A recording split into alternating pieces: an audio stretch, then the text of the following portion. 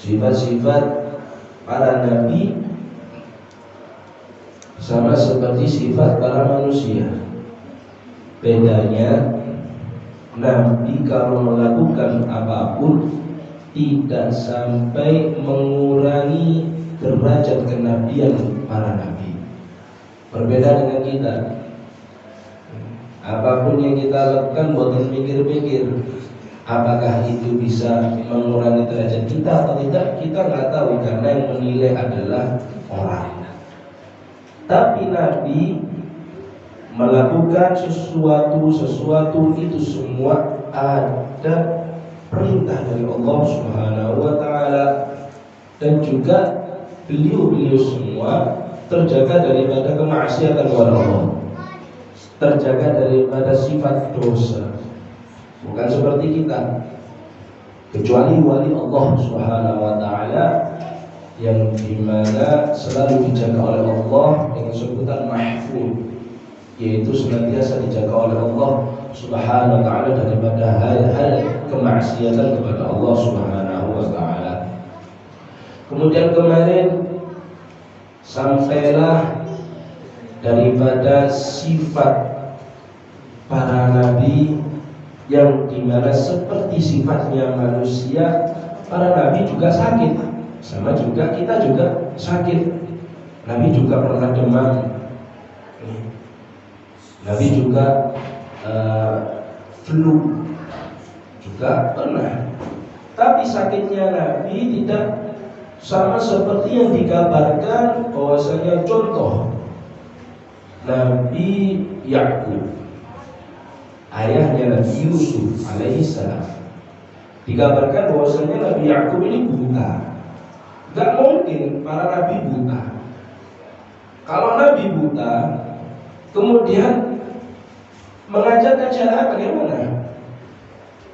Saat ini ngeten, andaikan ada seseorang pemimpin yang kita idolakan, kita mengidolakan banget terhadap pemimpin itu, kemudian ada kekurangannya, idola kita ini semakin terkikis loh, semakin terkikis. Lumbien ganteng, saiki lah kok dadi kok ini sih. Kemudian yang ganteng malih, ini lah mustahil. Ini sifat mustahil. Itu karangan Bani Israil, orang-orang Yahudi, yang dimana para penafsir memasukkan cerita-cerita orang Yahudi yang dimana mengambil bahwasanya para nabi itu, salah satunya Nabi Yakub buta. Tidak mungkin. Nabi Yakub bukan buta. Nabi Yakub ini ayahnya Nabi Yusuf alaihissalam, yang dimana Nabi Yakub mempunyai berapa anak? 11 anak. Inni ara ahada asyara kawkaba wa syamsa wal qamara ra'aytuhum li sajidin. Mempunyai 11 anak, salah satunya Nabi Yusuf. Nabi Yusuf paling dicintai oleh Nabi Yakub, paling ganteng, paling pintar, paling nurut, paling semuanya dicintai oleh Nabi Yakub. Orang kalau diberi kenikmatan, gini kaidah, semua yang diberi kenikmatan mesti dihasuti. Bukan hanya Nabi, kita pun, keluarga kita pun, tetangga kita pun, kalau diberi kenikmatan kali Allah pasti ada yang hasud. Wa kullu bi ni'matin mahsud. Setiap yang dikasih nikmat itu mesti dihasuti. Bukan cuma kita yang dihasuti, Nabi dihasuti oleh keluarganya sendiri. 10 orang menghasuti 1 orang. Dibentuk Nabi Yusuf ini, dibentuk oleh keluarganya, yang dimana ceritanya sangat panjang sekali. Kalau ingin semerap ceritanya, gimana tadi ini? Dengan ini cerita Nabi Yusuf mau sampai Isa jarang nonton. Yang berada di surat Yusuf. Ini pun cerita Nabi Yusuf, mulai awal sampai ketemu, sampai nikah, sampai ngeten. Kalau kita baca surat Nabi Yusuf dengan mengetahui arti kandungan makna yang berada di dalam Al-Quran, boten kiat golongan panjenengan. Nangis, kok teko, dipisahkan kali abai, dicemplungaken sumur, sing dibentuk pakaiane, dipetetaken bapake bahwasanya mana Yusuf? Yusuf sudah dimakan oleh binatang buas. Teko ngoten, dicemplungaken sumur. Kemudian nggak bertemu lama, otomatis namanya bapak dengan anak yang dicintai kepikiran, nangis, kemudian sedih, berdoa datang Allah Subhanahu Wa Taala.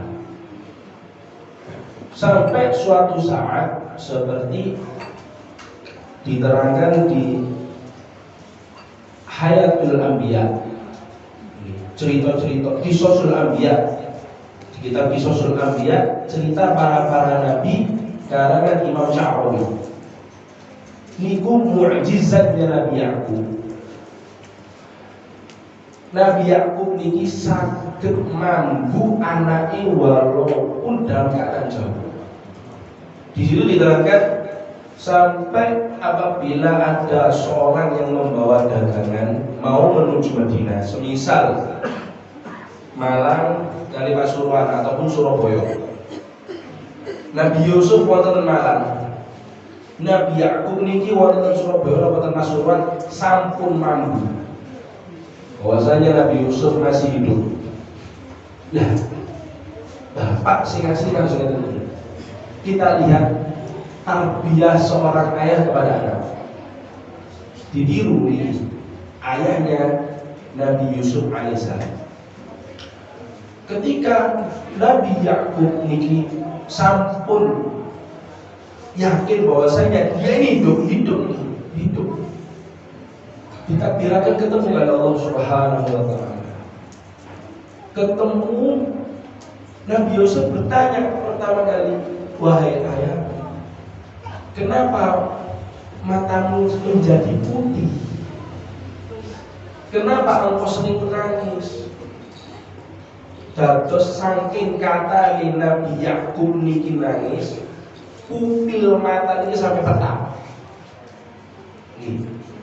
Lah, ini cerita diglesetkan sama orang Yahudi bahwasanya Nabi Yakub buta karena sering nangis. Betul benar. Aslinya bukan buta, bisa melihat, cuma matanya saking sering nangis ini petang. Sebagian ulama saking sering nangis nih, sampai mili tempipine ini dekok banyu moto kados galengan. Saking gendino nangis datang Allah Subhanahu Wa Taala. Wedi datang Allah, ya Allah, nedina punten datang Allah. Seperti Sayyidina Ali Zainal Abidin, cicitnya Nabi Muhammad sallallahu alaihi wasallam. Kemudian siapa? Sayyidina Al-Faqih Muqaddam. Dan masih banyak lagi. Dan Sayyidina Yakub alaihissalam ketika bertemu dengan Nabi Yusuf, kenapa wahai ayah engkau ini nangis? Kenapa engkau ini sedih sampai matamu berubah putih? Apa yang dijawab Nabi Yakub? Saya menangis bukan sedih karenamu. Saya menangis bukan sedih karena jauh darimu, tapi saya menangis takut engkau ketika jauh dariku berubah imanmu kepada Allah Subhanahu Wa Taala. Boten sedih karena tasbih, boten sedih karena mati, boten sedih karena apa? Takut kalau masih hidup imannya ini berubah dari Allah Subhanahu Wa Taala. Karena kan ini tarbiyah, didikan seorang ayah yang benar seperti ini. Semisal memondokkan anaknya, jangan takut, kasihan. Kan saniki ngoten, dipondokaken tebing mesraken. Biasane mangane ngeten, biasane kumpul kali kancane. Saling urip dhewean. Loh, biarin. Mending sekarang menangis daripada orang tua nanti menangis alam-alami di dalam kuburan. Kenapa kok bisa? Nah, anak kalau nggak dipondokkan, kalau nggak dididik, siapa yang terus yang mendoakan orang tua ketika sudah wafat? Nggak ada. Nggak ada. Mending anak nangis-nangis karena hafalan, karena peraturan pondok, tetapi orang tua berhasil mendidik anak hingga mengantarkan orang tua sampai ke surganya Allah Subhanahu wa taala. Ini adalah didikan Nabi Yakub alaihissalam. Kemudian disebutkan lagi seperti ceritanya yang di sini sakit yang dibuat-buat oleh kaum Bani Israil. Seperti ceritanya Nabi Ayub alaihissalam. Nabi Ayub ini nabi paling sugih. Mboten enten nabi kene iki mboten enten. Nabi miskin mboten enten. Sinten Kanjeng Nabi Muhammad? Wah, paling sugih-sugih nisa wong dunya niki paling sugih niki Kanjeng Nabi Muhammad sallallahu alaihi wasallam. Ketika dibandingkan mawon kali ini, siapa yang mampu menandingi harta maharnya Nabi Muhammad ketika dengan Sayyidah Khadijah Kubra? Miliaran. Zaman sini bukan ada miliar. Zaman sini ada miliar, wah. Miliaran dari Nabi Muhammad SAW sampai malaikat itu, sampai Allah Subhanahu Wa Taala menyatakan, ya Muhammad, akal engkau mau semua gunung yang di Mekah ini aku jadikan emas semua. Kan Nabi mboten turun. Ini abdan syakur. Kanjeng Nabi kepingin dados hamba sing selalu bersyukur datang Allah Subhanahu wa taala. Nabi Ayub nabi sing paling sugih. Paling ganteng. Mboten enten nabi rembes niku mboten enten. Lek nabi rembes nggih mboten cinta dhewe. Nabi badak kecut, mboten wonten. Nemen-nemen kuesek, mboten wonten nabi. Bangir-bangir hidupnya Kanjeng Nabi Muhammad SAW kados Ali. Nih, Ali sini kados nun, nyambung, mulutnya seperti mim. Ya apa huruf mim ini? Mungil. Kodeke Kanjeng Nabi Muhammad SAW, rambutnya Rasulullah SAW sempurna. Allah menciptakan Nabi seseorang yang ditiru, boten mungkin jelek, boten mungkin kurang. Lalu menciptakan Nabi kurang elek dan gombes, pesek, wireng, metutan, badak kecut. Lah sapa sing badhe cinta iki sinten? Sempurna. Aja dengan tinggal para habaib, gua ada ganteng kan? Lambai kok. Habib Jamal Ta'adi ganteng, dubur, bahaya ngopo iki. Sinten sing paling ganteng pun panjenengan ningali bahaya ngopo. Lah yo ngopo enak para nabi-nabi. Nabi Ayub sugih, ganteng, anake akeh. Wis sembarang enak. Pertama, pulau bilang, pulau wau saja. Segala sesuatu yang diberikan nikmat oleh Allah mesti dihasuti.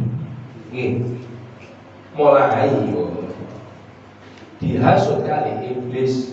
Sedangkan kan memiliki seperti sakitnya Ayub, yang dimana Ayub itu sampai keluar ular.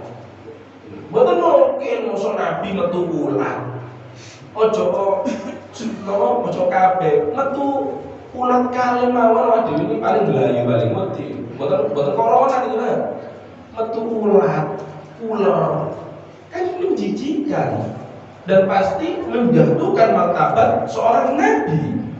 Ojo seorang nabi, Pak RT atau Pak RW, Pak Lurah, kalau keluar ulat, waduh penyakit apa Pak RT, Pak Lurah ini.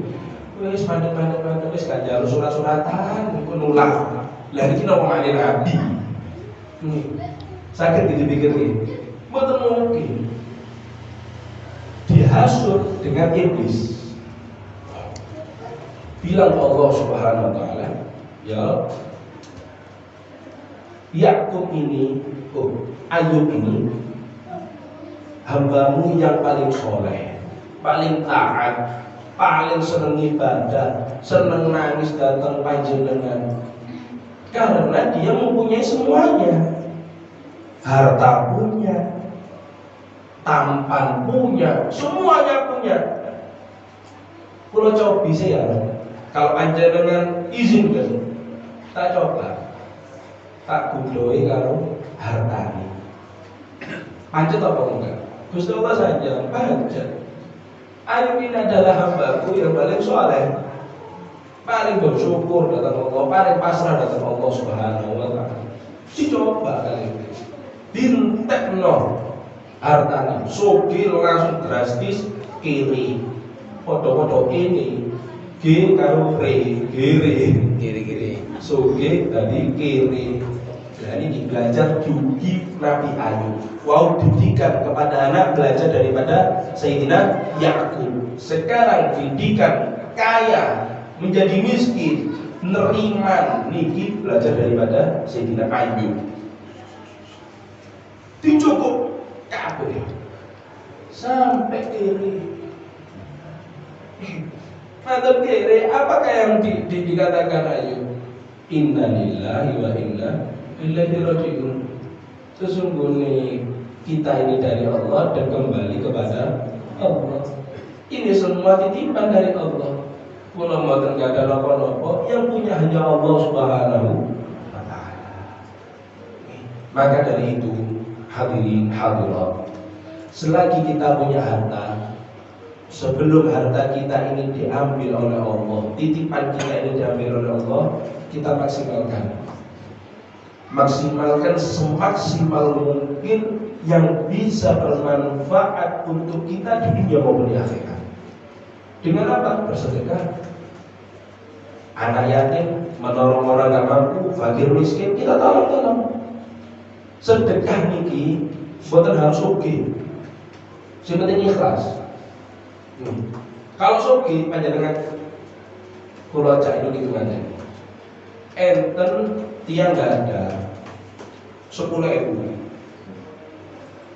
didalakan 1.000 enteng nomor enteng 100.000 didalakan 10.000 enteng 1 juta didalakan 100.000 enteng 10 miliar didalakan 1 miliar enteng nomor mikir-mikir ya kan 1 miliar loh 1 miliar ini akeh loh. Kalau kita coba mikir, aslinya sami kawan dengan 1.000 dikeluarkan 100 rupiah, sami saja. Cuma niki lho, artikale nafsu niki lho, mboten gandeng, eman lho. 1 miliar iki akeh iki. Sok itu sembarangan iki 1 miliar. Sok itu mobil, sok bangun rumah, buka toko, modal dan lain-lain. Semakin banyak kita sedekah, semakin banyak pula yang kita dapat dari Allah Subhanahu wa taala. Yang penting ikhlas. Napa niku ikhlas? Nggih, ikhlas niki Pak nggih. Wis langsung gampang-gampang ae nek diartikaken ikhlas iki dengan boten sinkron. Gambarane ikhlas.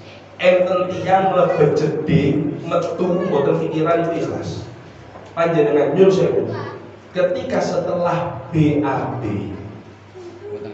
kemudian keluar, apakah kepikiran dengan BAB jenengan? Mangke sapiro tak buat yang itu ya. Warna ya apa? Aslinya tak eman. Eman apa betul? Kepikiran apa betul? Itu orang ikhlas.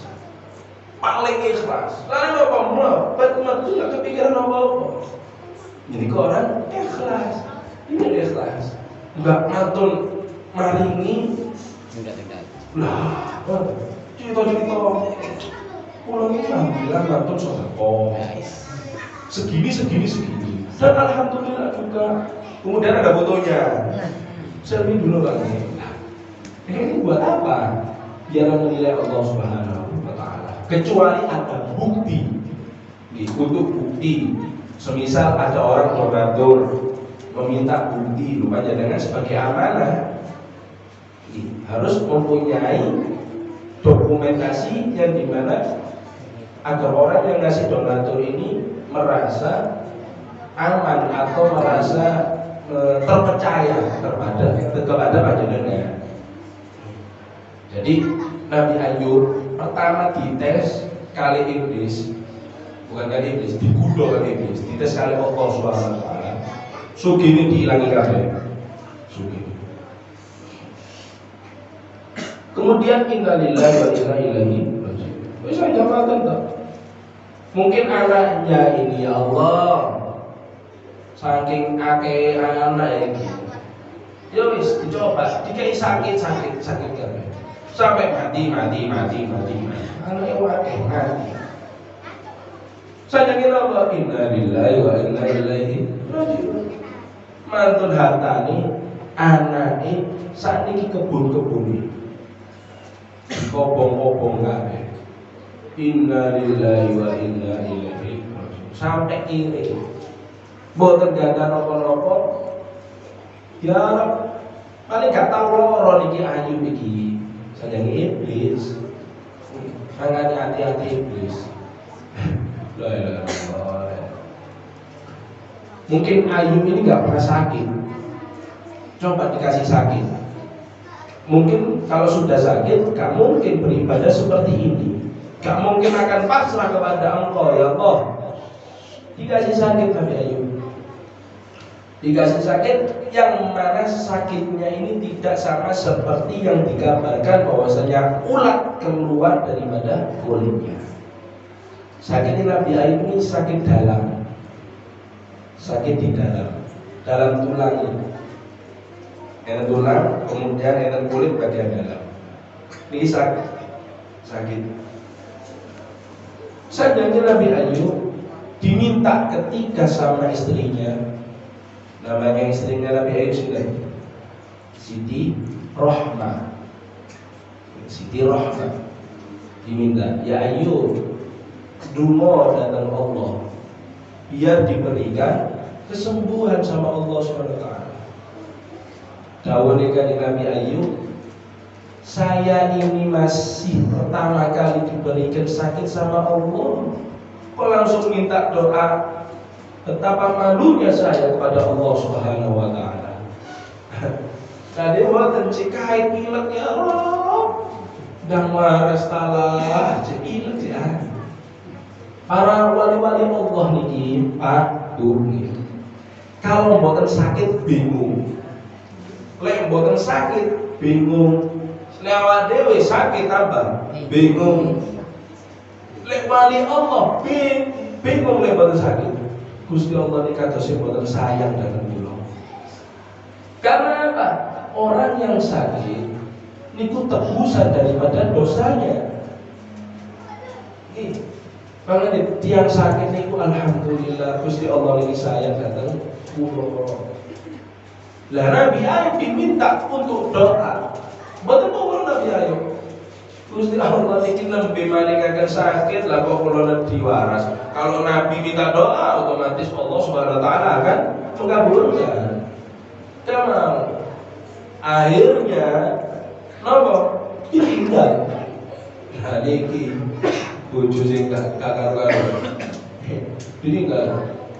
Makanya ada perkataan barang siapa ada suami istri, suami ini sabar terhadap perilaku sang istri, pahalanya seperti Nabi Ayub. Barang siapa istri yang sabar terhadap suami, pahalanya seperti istrinya Fir'aun, Siti Asyah, yang tidak beriman kepada Fir'aun, yang akan dijadikan Allah Subhanahu wa taala istrinya Nabi Muhammad sallallahu alaihi wasallam ketika di surganya Allah Subhanahu wa taala. Enak ya teman. Bapak murid-murid, oh ya tak sabar wis. Ben pahalaku padha koyo ganjarane Siti Asika. Kemudian ibuke muring, tok cerewet. Saiki sing cerewet boten ibu-ibu mawon, Pak. Bapak panggil cerewet iki tadi.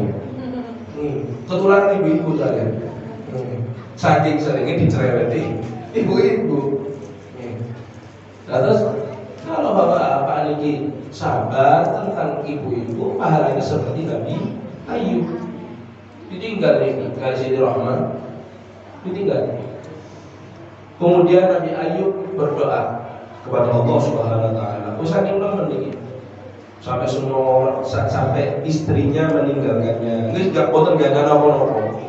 Berdoa Nabi Ayub, wa ayyuba inna rabbahu anni masaniyatu wa anta arhamur rahimin. Ya kula sakniki dalam keadaan sakit, panjenengan adalah Zat yang Maha Pengasih dan Maha Penyayang.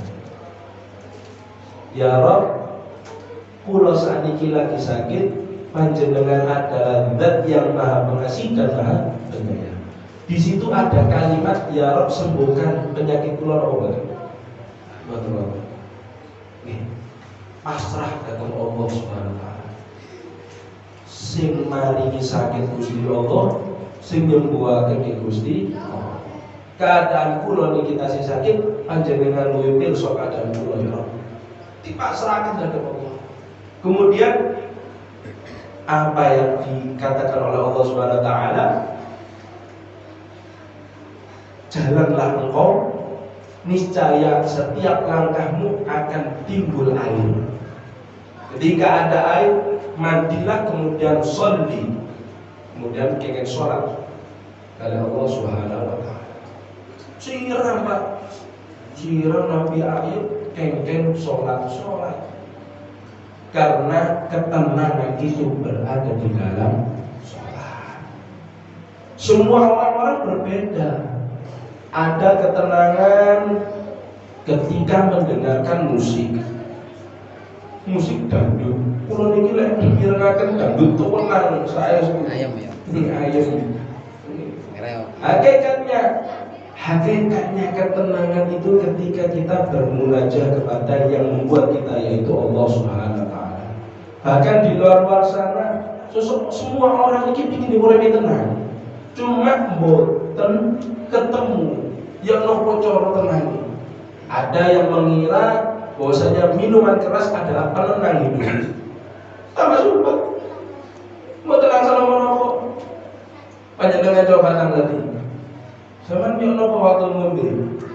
Ya tenang, mari ini ngombe. Ya ora kabeh. Duwe kan duwe.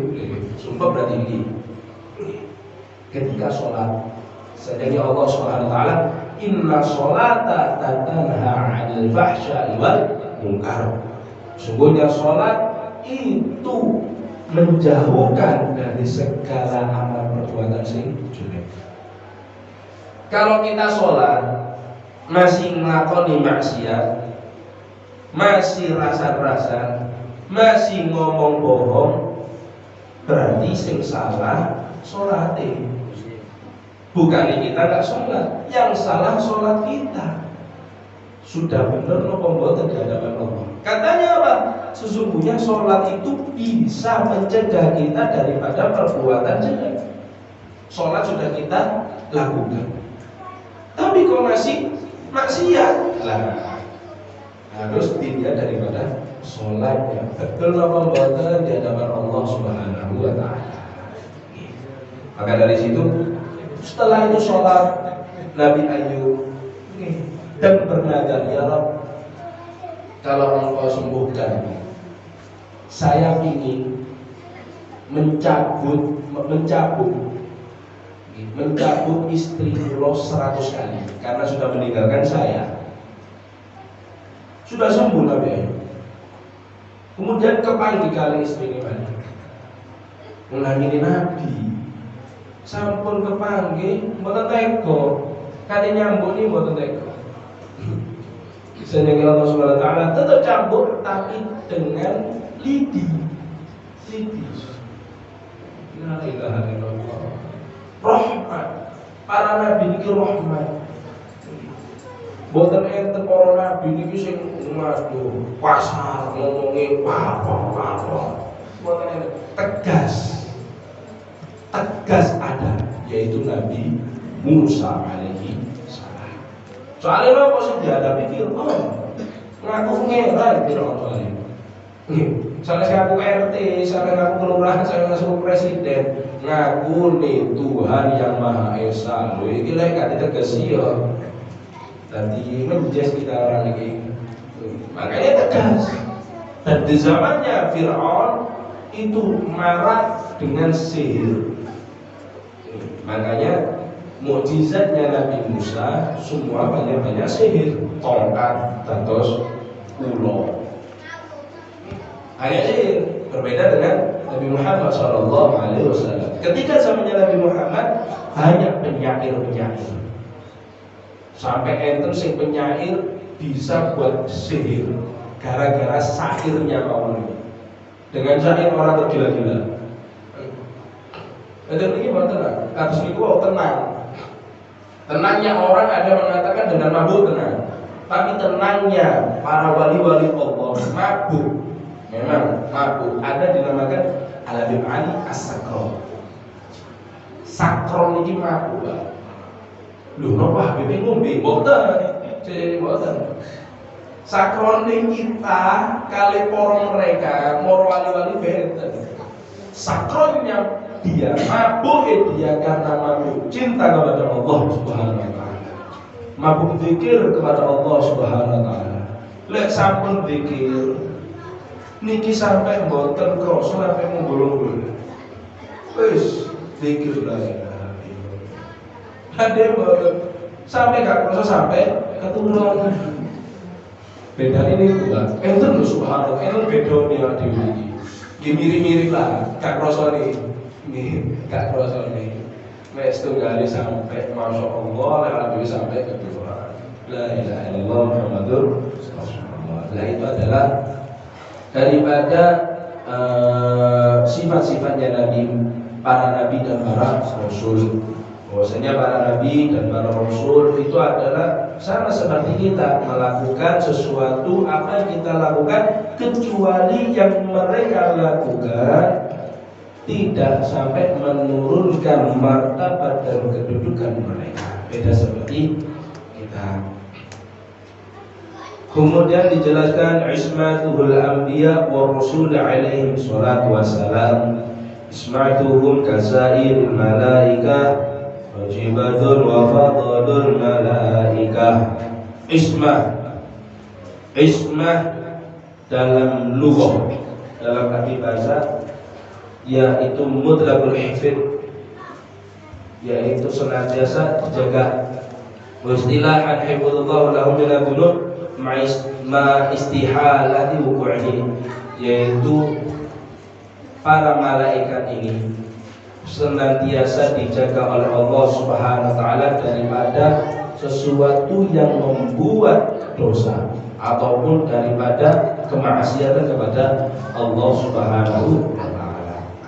Maka wajib hukumnya mukallaf seperti kita ini meyakini sungguhnya para nabi-nabi dan para utusan adalah maksum. Napa niku maksum? Terjaga daripada sifat dosa. Kama seperti malaikat juga maksum terjaga daripada dosa. Malaikat jismuhu nuroniyah, badannya malaikat niki nuroniyah, cahaya. La yakulu boten makan, wala yashrabu boten minum, wala yanamu boten tilem. Uripe ana apa? Uripe namung ibadah datang Allah Subhanahu wa taala. Diciptakan oleh Allah Subhanahu wa taala untuk mencatat kebaikan, mulai diciptakan sampai hari kiamat kita ternyata amal kebaikan. Lu kok boten bosan nih? Soalnya boten enggak ada nafsu. La ilaha illallah. Urip ngomong ibadah. Untuk jogo neraka, lu kok boten kepanasan nih? Boten enggak ada nafsu. Urip ibadah, megang amanah dari Allah Subhanahu wa taala. Nurip sangkakala. Bagian niup sangkakala. Saiki boten sangkakala. Lah saiki lan apa malaikat nganggur kaya nopo? Sampai yang ngajar misalnya kira bagian peniup sangkakala habis malaikat sini malaikat Israfil dasar ini nganggur ini nopo mulus sangkakala yang nopo bukan begitu nih di akan kata ketika sudah waktunya maka akan menjaga amanah itu dari Allah Subhanahu wa taala. Agar niup telepon atau malaikat Ridwan menjaga surganya Allah Subhanahu wa taala. Ismatuhun kasairul malaika wajibatun afdalul malaika qaumun munazzahun 'alal wuqu'il ma'asi. Maka mereka para malaikat yaitu terbebas daripada terjadinya kemaksiatan kepada Allah Subhanahu wa taala dan tidak pernah melakukan keharaman. Kemudian li'annahul qudwatul hasanah, dan para nabi dan para rasul karena adalah suri tauladan yang baik. Malaikat semua adalah suri tauladan yang baik. Boten enten para nabi niku sing kados niku tak kompes niku boten enten. Semua adalah suri tauladan yang baik yang wajib kita nurut, yang wajib kita tiru. Pingin niru Nabi. Pingin sabar, ayo niru sabari Nabi. Siapa saja, semua Nabi ini ada cerita kesabaran. Nabi Muhammad SAW, Sayyidul Ulul Azmi, pemimpin daripada Ulul Azmi, yang paling sabar. Nanti akan datang cerita ini. Ulul Azmi. Wallahu huwa alladhi tawalla ta'dibihim wa tahdihim wa ta'limihim hatta kanu ahlan lidzalik mimma yadullu 'ala ismatin qala ta'ala wasbir li hukmi rabbika fa innaka bi'ayunina kama kana nabiyyin an yaqul. Maksudnya dan para malaikat ini jumlah kata. Ada mengatakan para ulama la ya'rifu 'adaduhum illallah. Tidak ada mengetahui jumlahnya kecuali Allah Subhanahu wa taala. Dan paling afdal dan paling baik malaikat yaitu malaikat Jibril alaihi salam, pemimpin daripada malaikat dan memimpin pasukan malaikat yang hadir di perang Badar. Malaikat Jibril alaihi salam. Nopo tugas malaikat Jibril? Yaitu membagikan bagikan wahyu. Nah, waqtul malaika ala dzarbi murasyadi. Dan paling afdalnya malaikat yaitu malaikat Jibril alaihi salam. Wa musta'in bi haqqi ta'ala wa rusulihi alaihi wassalatu wassalam. Dan ada ulul azmi itu ada 5. Ulul azmi ini adalah nabi rasul yang paling sabar. Itu ada 5. Yang pertama Nabi Muhammad, yang kedua Sayyidina Ibrahim, yang ketiga Sayyidina Musa, yang keempat Sayyidina Isa, yang kelima Sayyidina Nuh alaihissalam. Insyaallah akan dibahas di pertemuan yang akan datang. Semoga Allah Subhanahu wa taala senantiasa merahmati kita, memberikan kita taufik hidayah.